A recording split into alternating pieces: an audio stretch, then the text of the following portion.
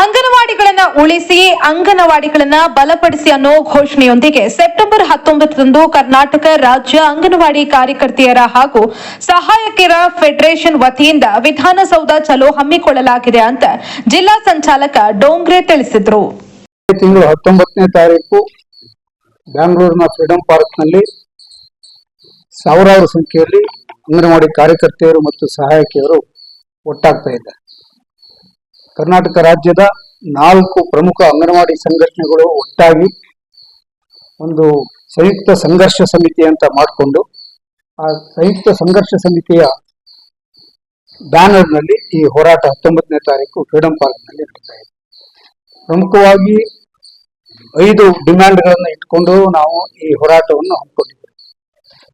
ಮೊಟ್ಟ ಮೊದಲ ಡಿಮ್ಯಾಂಡ್ ಎಲ್ಲದಕ್ಕಿಂತ ಬಹಳ ಮುಖ್ಯವಾದದ್ದು ಅಂಗನವಾಡಿ ಕಾರ್ಯಕರ್ತೆಯರಿಗೆ ಮತ್ತೆ ಸಹಾಯಕಿಯರಿಗೆ ಗ್ರಾಚ್ಯುಟಿ ಕೊಡಬೇಕು ಅನ್ನೋದು ಮೊದಲನೇ ಡಿಮ್ಯಾಂಡ್.